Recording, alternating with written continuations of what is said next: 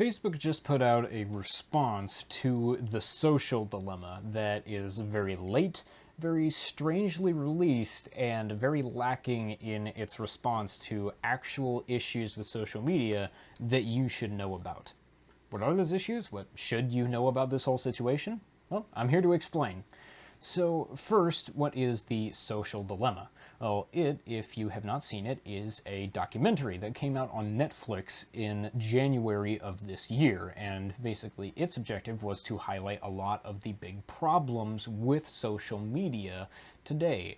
And these cover important things like mental health when you're using social media frequently, how social media can often be used to spread misinformation and fake news, and how your data can often be in the hands of just about anybody when you are putting it out there on social media. So these are some very important concerns that should be talked about. And generally speaking, in my opinion, I think that the social dilemma did a pretty good job of presenting these issues. A lot more people need to know about some of the risks of using social media and the things that are involved in that.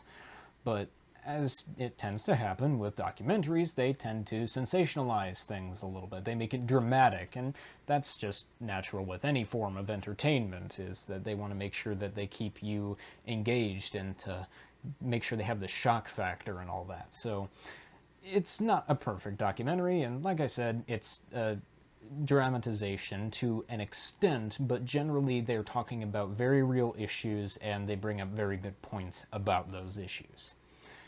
Now, in the documentary, the main platform that they targeted, they talked about a lot, was Facebook. And that makes sense, because Facebook has been around for a very long time. It is by far the biggest social media network out there, and it has a lot of issues that have been talked about. Cambridge Analytica, the controversy with Russians meddling with the 2016 election, and even the recent congressional hearing with them talking about their potential of being considered a monopoly. So they have a lot of issues, and they talk about quite a lot of those, and they really hammer on them. And up until this point, Facebook had not responded. They just had not said anything about it. They, I suppose, thought that they could get away with not having any kind of response to something like this. Well, it seems like they finally decided to change that after 10 months. So October 2nd, 2020, we discover that they have put out a document called What the Social Dilemma Gets Wrong. You can view a link to it in this post, but basically it's just a little PDF here that just gives 7 main points that try to debunk a lot of the main criticisms of the social dilemma. And what's interesting is that they didn't put this out as a public post from Facebook. They didn't even put this out as a press release. This was something that social media gurus discovered and put out for themselves, and now we're talking about. So why did they release it this way? Well, I initially heard about this story from Matt Navarra on Twitter, who is a great person to follow for commentary about the social media industry, and I think he might be onto something. He wonders if this document was created just for Facebook ad partnership managers to give to brand clients in private as an official response to the documentary The Social Dilemma. Now, if you're totally lost on all of that, let me break that down a little bit for you. So Facebook has a program where you can become an ad or a marketing partner for Facebook, someone who Facebook recognizes as someone who has the knowledge and the tools to be able to give you great results with Facebook ads. And that's for people like me who have clients that they run Facebook pages for and they run ads for. I considered applying for this program at one point, and I decided not to do it because I want to make sure that I can make videos like this where I can sometimes call out Facebook. But that aside, Facebook ad and marketing partners are people who work with clients who want to buy ads from Facebook. And what he's thinking happened here is that these clients, these people that are paying Facebook for ads, watched this documentary and then came to their resident Facebook marketing partners and said, hey, we just watched this documentary, The Social Dilemma, that has a lot of concerning things to say about Facebook. What's the deal here? And so Facebook ad partners were probably having to scramble to give them answers and rebuttals to what they had to say. So I think that this is what Matt is saying, is this was the response that Facebook gave so that ad partners could reassure their clients, their customers, the customers of Facebook. So even so, I don't think that this was a great way of putting out this release. The thing is that we can access this document publicly. This is not something that's hidden. This isn't just a document that's protected legally or something. We can go and look at this. You can look at this for yourself. And if that's the case, then why didn't Facebook release this publicly? Maybe they wanted to tone down the amount of press coverage that they would get from this, but releasing this sort of covertly makes it look like they're trying to hide their response to a controversy that they're in, which is not a very good look for them. So, alrighty, off the bat, I think this response was late, and I don't think that they put out this response in a very good fashion. Now, all that being said, before I start breaking down the document itself, I will say that I very much use Facebook a lot, and I enjoy using Facebook to promote my business and to promote my clients' business. It's been one of my most successful platforms when it comes to that. So don't get me wrong, I use Facebook and I appreciate Facebook a lot. But that doesn't mean that I can't criticize them, and I will, but I will also defend them on some points where in here they give some very legitimate counter-arguments to the things that the social dilemma talks about. So let's get into it. So in this first paragraph here, this introductory paragraph, they make the claim that, it's important to have the conversation about the impact that social media has on our lives, but the social dilemma buries the substance in sensationalism, which, sure, that's fine, Facebook, you're totally free to claim that. The interesting point that they make here is that the social dilemma doesn't talk to anyone who is currently working for Facebook or any of the social media networks that they criticize. They're talking to people who worked there previously, who haven't been in these companies for a while. But you see, the people who made the social dilemma probably either couldn't talk to current employees because of non-disclosure agreements, or didn't want to because of the risk that current employees and people who they would talk to officially from these companies wouldn't give them the whole truth, or would distort facts or give the truth out of context. So this is a fair point to an extent, but I very much understand why the social dilemma couldn't get people who are currently working for Facebook. So the first point that Facebook makes, which I think is a very poor point for them to try to make, is addiction. They're saying that Facebook is not built to be addictive. It is built to, Facebook builds its products to create value. And they're arguing that they have tried to reduce the amount of time that people consume things like viral videos, and that isn't supportive of the narrative that the social dilemma is pushing, that Facebook is just trying to get people addicted to the platform. But the problem that I have with this is that in order to create value for the platform, you have to make it to be addictive, at least to an extent.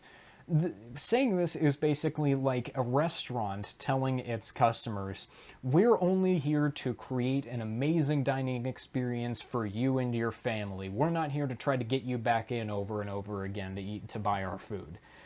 While sure, creating great dining experiences is a worthy goal, and you should absolutely do that, ultimately the thing that keeps you in business and the way that you learn how to create amazing dining experiences is for people to come in over and over again.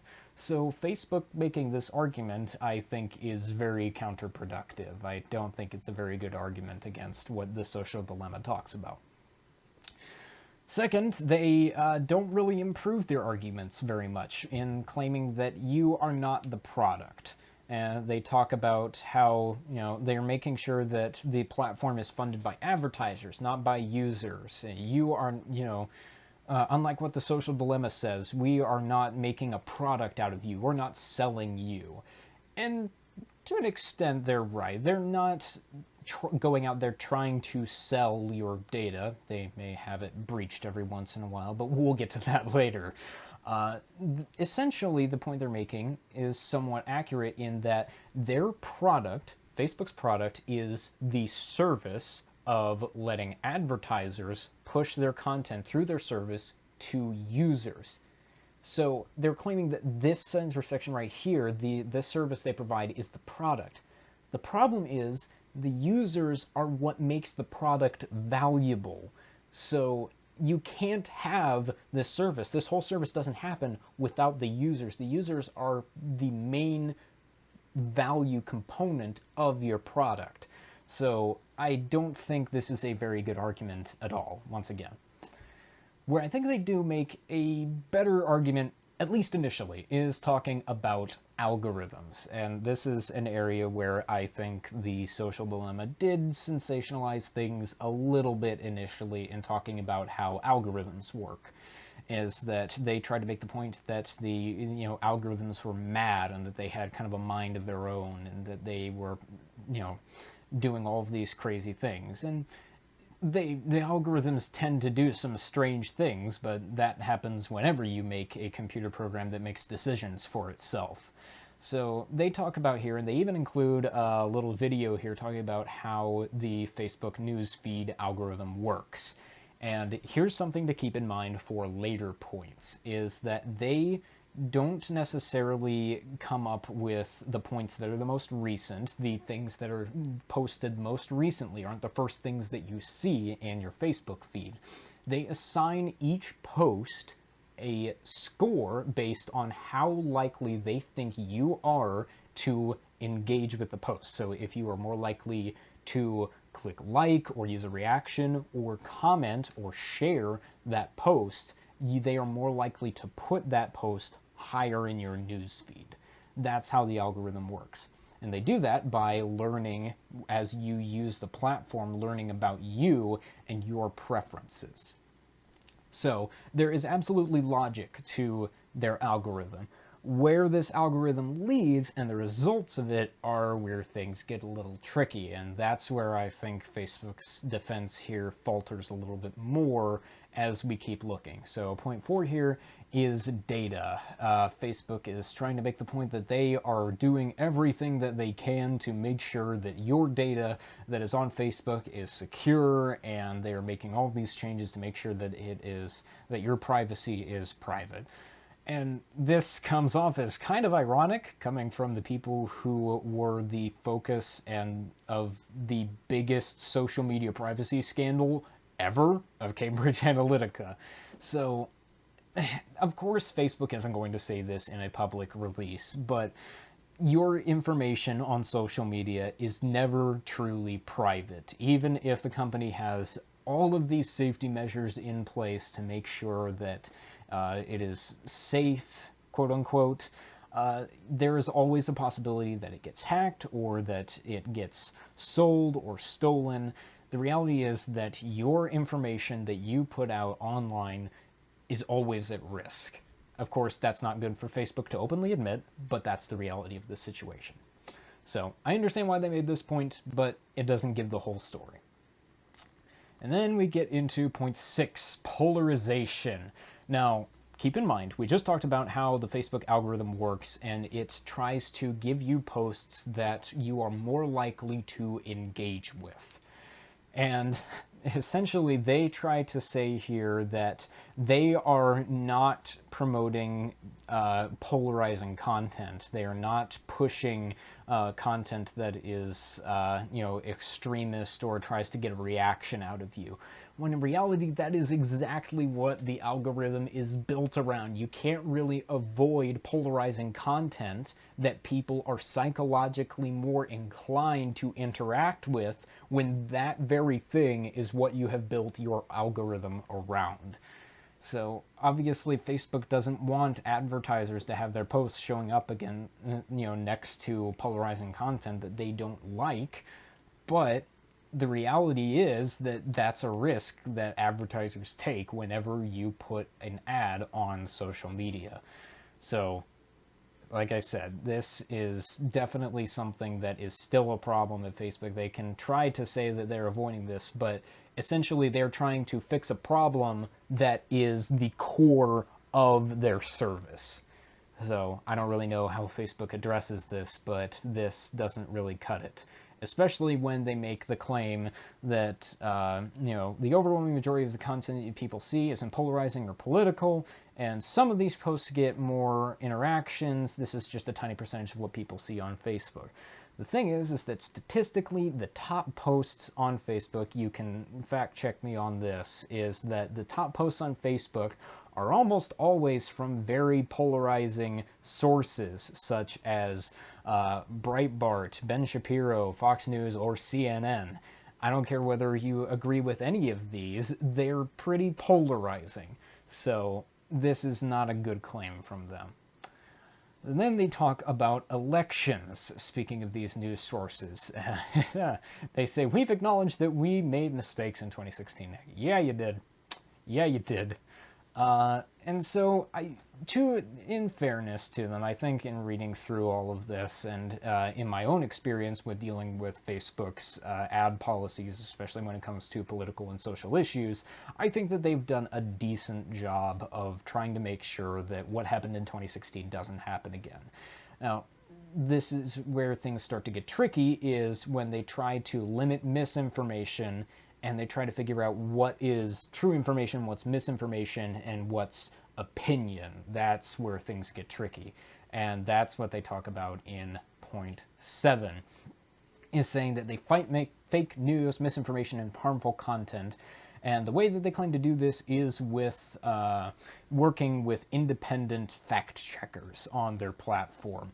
And the stat that really jumps out to me here is that they say, we removed over 22 million pieces of hate speech in the second quarter of 2020, over 94% of which we found before someone reported it. Now, here's the problem, is that if you remove 94% of that before someone reported it, and that's 22 million pieces of content, that means that there is no way that all of this was manually reviewed by independent fact checkers. There is an algorithm, yet again, responsible for this. There's an algorithm that's going through and determining what is fake news, what is real news, what's in between, trying to figure all that out for itself. And naturally, algorithms are going to fail, and they're not going to work perfectly. So, what should you come away from all of this? From Facebook's response, from the social dilemma itself? What should you know coming out of learning all of this? Well, it's not that, social media is a terrible thing that you should never use. And it's also that social media is a totally safe place and that there's absolutely no risks in using that. As is the case a lot of the time, there's some truth in both sides, and in reality, it's somewhere in the middle. Ultimately, I think the most helpful way to think about it is to think of social media for what it is, a tool. It is a tool for spreading information and for communicating with other people, or in the case of brands, for spreading information and advertising your product that people should know about. That's not a bad thing. When it becomes a bad thing is when we take the view that we have of social media as a tool and we make it more than a tool.